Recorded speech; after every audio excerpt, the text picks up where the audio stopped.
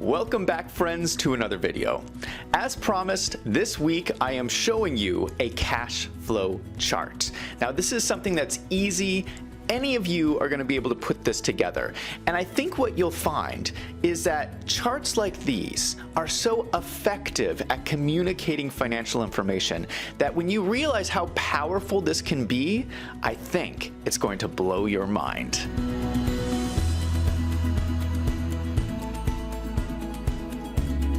To recap what we talked about last week, every business is a cash flow machine. You have cash in and cash out. To be more specific, you want more cash coming in than going out. If you are spending more cash than you are making, your business is going to die. When you are looking at cash flow, you really want to determine two different things. Are you going to run out of cash? And the effectiveness of the business. I want to share a practical example using Excel. Now, I'm going to show you how to do this example with your own personal finances. So it doesn't matter what your situation is, anybody can do this chart. This is an easy example. This is something you can do on your own in 30 minutes. Once you understand these basic cash flow concepts on your personal finances, you can then take this example and do it in your business as well. Let's start by talking about bank accounts. Most people have two different bank accounts, a checking account and a savings account. Now, a checking account is like an operational account where you do your day-to-day transactions. A savings account is like a discretionary account where you're setting aside money for later on. Now, of course, people have credit cards, investment accounts, and all kinds of different bank accounts. But my point is that no matter how you manage your finances, you have some account that is your main account for day-to-day expenses, your operational account, and then another account to move money to for savings or investments. This setup is what we call living beneath your means. You have more cash coming in than what you need to live on. So you have extra every month to use for savings or other discretionary purchases. This is what a healthy financial life looks like. If your finances don't look like this, so if your expenses are the same as what you're making, or if you're spending more than what you're making, you need to make whatever life decisions are necessary to start living beneath your means. If you do not change, you will likely live through significant financial pain. As we go through this example, it will become crystal clear why living beneath your means is so important. We have been talking about personal bank accounts, but businesses function in much the same way. You have one main operational account and then other bank accounts for other discretionary purposes. Some of these examples include savings, investing, donations, capital improvements, dividend payments to owners, employee bonuses, etc. For this example, we're just going to look at personal checking and savings account, but keep in mind that this applies to your business as well. Let us look at a simple Excel spreadsheet that you can create. There are 5 columns: week ending, starting bank account, inflows, outflows, and ending bank account. Now, you don't have to do a lot of work here. You just take your bank statement from your checking account and put it in this format. Now, I have populated this with dummy numbers for this example. Your numbers will probably vary significantly, but there are some important assumptions here. If we look at inflows, or cash received, this is a person that is getting a regular bi-weekly paycheck. Obviously, this person makes an enormous amount of money. This is going to be someone who makes around $200,000 per year. Outflows is money moving out of the checking account, either from weekly expenses or from transfers to savings. If we look at the starting bank account number, it is $5,000. If we look at this column, we see this is someone who likes to keep their bank account steady at around $5,000. That represents the amount of money they feel comfortable sitting in the bank to deal with any daily expenses that might come up. You will notice that the starting bank account amount is the ending bank account amount from the previous week. The formula for the ending bank account amount is starting bank account plus inflows minus outflows. You look at the ending bank account column to answer the question, are you running out of money? If you notice a trend with your bank account moving towards zero, you need to make adjustments to correct your cash flow. In this example, it appears stable, and if we project it out into future weeks, you are not likely going to run out of money. We could just end the analysis here, but we really have not answered the second question. What is the effectiveness?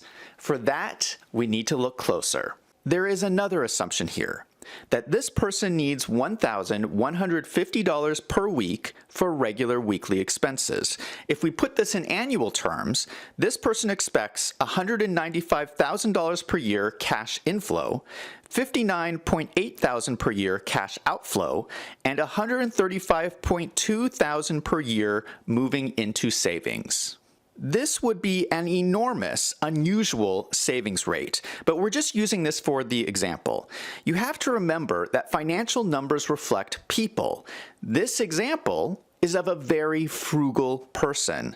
This is someone who makes an enormous amount of money, but chooses to live below their means in order to maintain a high savings rate. So we're starting to get a better understanding of this person's financial situation, but let us look even closer. We can start by splitting the outflows into two different categories, like we discussed last week: discretionary and non-discretionary. Non-discretionary is going to be those purchases where you do not have a choice. So you need to buy things like food and rent, gas, electricity, internet, phone, car payment, etc. These are going to be your everyday expenses. We already discussed these are $1,150 per week. Anything above this amount, this person is transferring to their savings and investment accounts, and this keeps their checking account balance at $5,000 as their savings account balance grows. To see this, we can add two more columns that split up your outflows. The columns are regular expenses, or non-discretionary, and savings, or discretionary. You can see that every 2 weeks, this person is saving or investing $5,200.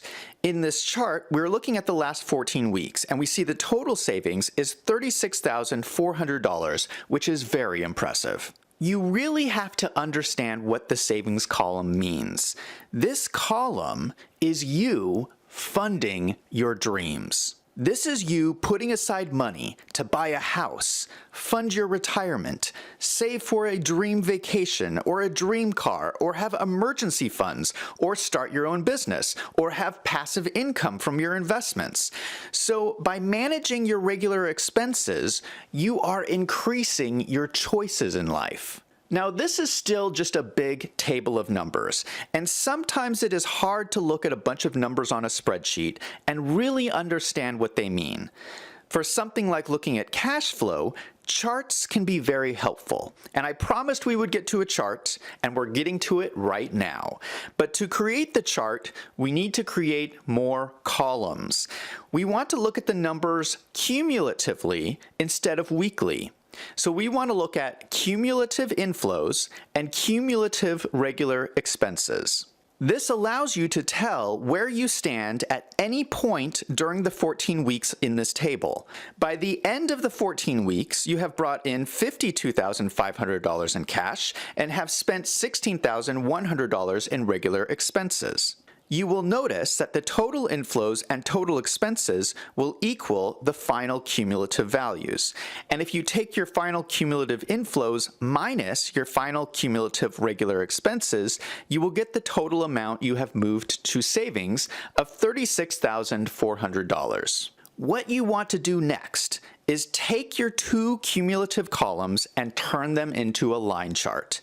It shows the cumulative inflows in blue and the cumulative regular expenses in orange. You will notice that the inflows only increase every 2 weeks with the bi-weekly paycheck, and the expenses are straight line because we assume a flat weekly rate for expenses. Now, in reality, your numbers are going to fluctuate, but hopefully you will see that the inflows will show a growing gap over your outflows as you are able to move more and more money into savings over time. The point of this chart is the gap between the inflows and outflows. This gap is showing you the effectiveness. This chart reveals three things: the importance of living beneath your means, the importance of lean operations and keeping your regular expenses as low as possible, and the importance of saving and investing in your dream life. I hope you can see how powerful this is. This is showing effectiveness. How effective are you being with your cash? In terms of a business, this gap is where you really get to show leadership. This is the money that you get to invest in your employees and your customers and invest back into the business and pay dividends to your owners. The more you can control your regular operational expenses, the more flexibility you have to run a strong, healthy company. I know this was a lot of information, so if you found any of this helpful, go ahead and leave a comment in the comment section down below. Thank you so much for watching. I'm Zach from Wolves in Finance. Let's go out and make some money.